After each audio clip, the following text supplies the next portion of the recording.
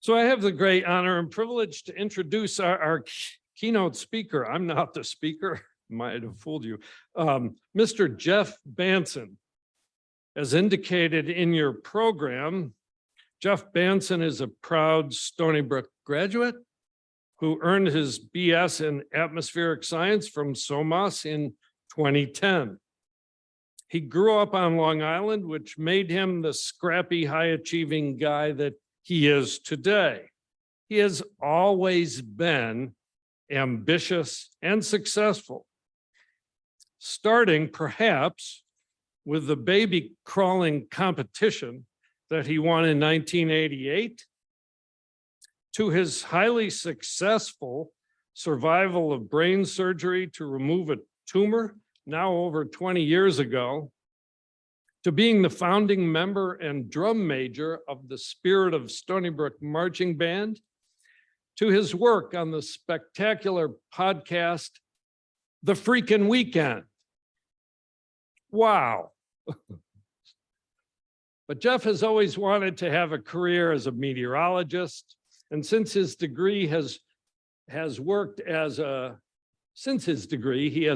weather producer at WPIX, then with CBS 3 in the city of brotherly love. And then in 2015, he became a TV meteorologist with FiOS 1 News in Westchester.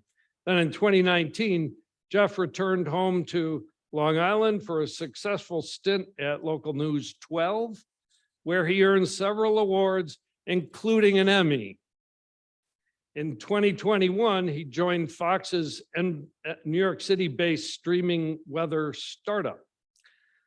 Then he most recently moved himself and his family to Providence, Rhode Island, where he started a job as chief meteorologist with ABC6. Geoff was also recently honored as one of Stony Brook's 40 Under 40 award recipients. We have been highly inspired by Geoff's successes and meteoric career rise and thought, who better to come back home to speak to our graduates about how exciting their future will be. Please join me in welcoming Geoff Bansen back to SoMAS.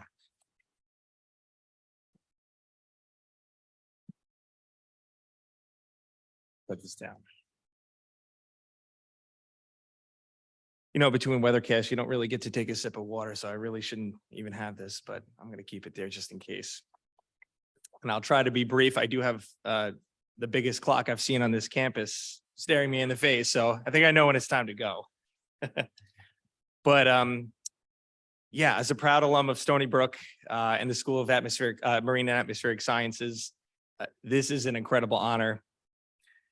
Dean Shepson mentioned the 40 under 40, and I didn't think that there would be something that could top that, let alone within the same calendar year. But this is a paramount, and you know, it's pretty incredible to think I was sitting out there once in a much smaller capacity.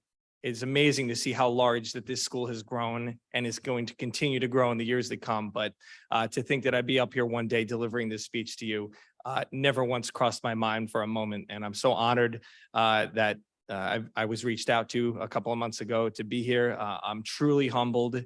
And gosh, you know, as someone who spends half their day every single day in front of a camera broadcasting to thousands of people, you wouldn't think that this would be a lot of pressure, but I'm breaking a little bit of sweat. It could be because I'm wearing a three-piece suit underneath here. That was a bad idea.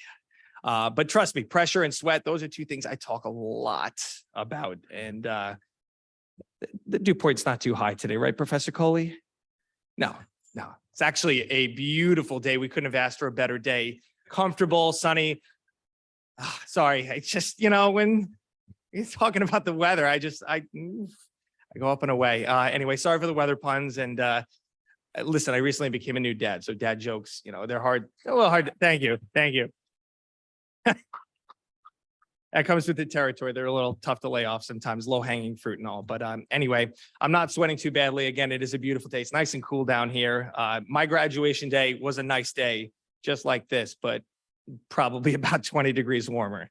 So it was a little sweaty out there, but beautiful in here. And I'd like to thank Dean Shepson and distinguished members of SoMAS, faculty, staff, professors, everybody for having me here to welcome the class of 2023 into the working world.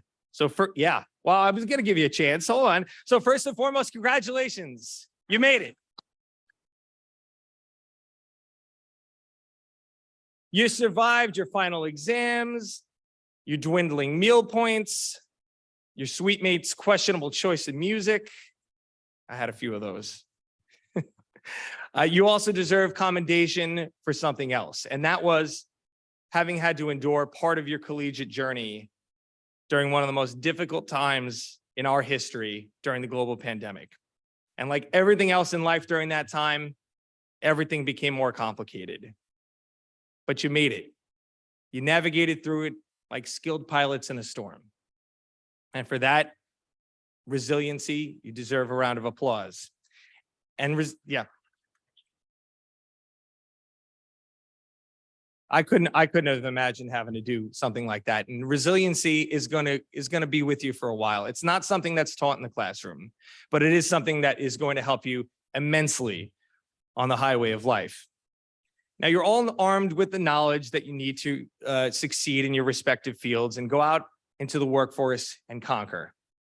I also believe that you were empowered with the ability to become leaders in whatever it is that you choose to do. It's something that I didn't possess before I stepped foot on this campus, but it was certainly something that I departed with.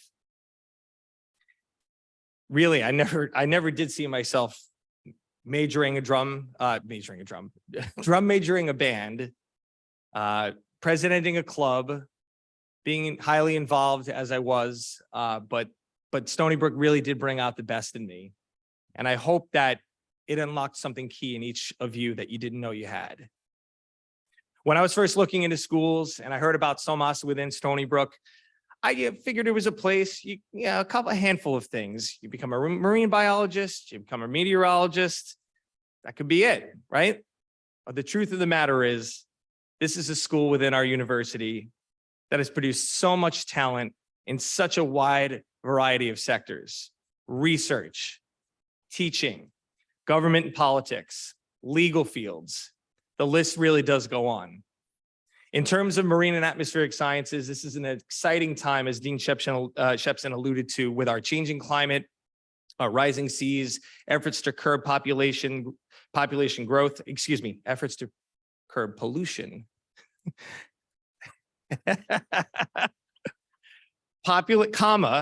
Punctuation is very important, folks.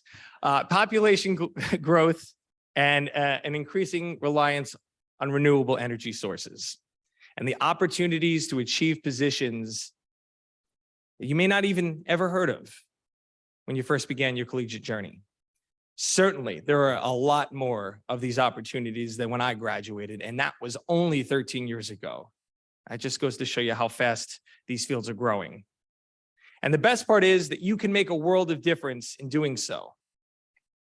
So let me give you some pieces of advice that I've picked up along the way. First and foremost, never limit yourself. Always look around, survey the field, scan, do your research and see what's out there. You can get comfortable doing something, but never get complacent. And sometimes the best opportunities right there in front of you. All you have to do is keep your eyes open. How many of you have heard the phrase, it's not what you know, but it's who you know, right? Well, whoever said that was half right. I think it's both. You could have the greatest contacts in the world, but if you don't have the knowledge to capitalize, it could all be for naught. So when that ship comes in, you got to be ready to pounce. And I'm a big believer that everybody is going to get their break and get their opportunity along the way. So just be prepared. You never know when it's going to come. Patience. Patience is a virtue. We've all heard that before, right? Sometimes you may not get where you want to be right away. And that in and of itself can be frustrating. And then you see, your ex-classmates jumping right onto this success ship. And, that can be downright disheartening. And I speak from a little bit of experience here because it wasn't until 2 years after graduation that I got my first job in weather. And that was just a small forecasting company. It wasn't until 3 full years after graduation that I got my first break in TV. So persistence is key in getting to where you want to be, which brings me to my next point. If you want to do something badly enough, you need to be willing to endure the sacrifices needed to get there. When I finally did get my first break in TV and my first weather gig, it wasn't on air right away. It wasn't optimal. It was behind the scenes, out of the spotlight, and doing a lot of whatever the station needed and working whenever the station needed. Mornings, late nights, weekends, and holidays, time apart from the family. Basically, whenever they needed you to work and whatever they needed you to do. And it wasn't great, but I was determined to make it to the next level, to take that next step. So I decided to give it a year. And at the end of that year, I happened to be offered the first full-time gig. Next, don't be afraid to fail. And don't be afraid to try new things too. Sometimes you may not even realize that something is or isn't what you want to do until you do it. And that's perfectly fine. Now is the time for you to experiment, to move around, to explore. Job hopping isn't viewed maybe as the negative thing it used to be. This is your time. And then you can use this time to find something that's tailor-made for you. The world is your oyster, and never be discouraged from applying to a job. You may see the requirements and it may discourage you and you may not apply for it, but I would say, even if you don't hit that list of requirements to a T, always reach out, show your ambition, show that you want to do something, and a lot of prospective job will appreciate that. And you never know. Find the things in life that matter most to you. I once left a job that I really enjoyed for a job that was higher profile, more financially fulfilling, but I soon found out that it kept me from the things that I really cared about. My blossoming family. It sucked up a lot of personal time. And overall, I just really wasn't in love with it. But again, I wasn't afraid to try something new. I got out of my comfort zone. I experienced things, and it grew me as a person. It grew me into a person that I never thought I might get to. Money is obviously great. We all know that, and it's necessary, but it's not always everything. You have to find that work-life balance. It's just so very important. Lastly, whatever you do, just do it well. And I know that each and every one of you sitting in this room today will. I'm going to leave you with a few quotes, and I'll be on my way. These are all quotes that came from television, naturally. You are educated. Your certification is in your degree. You may think of it as a ticket to the good life, but let me ask you to think of it an alternative way. Think of it as your ticket to change the world. That was Tom Brokaw. A lot of mom and dads know him, right? I'm Tom Brokaw. You're about to start the greatest improvisation of all. With no script, no idea what's going to happen. Often with people and places that you've never seen before. And you're not in control. So say yes. Can you guys do it with me? Say yes. Come on, you got to do better than that. Thank you. Okay.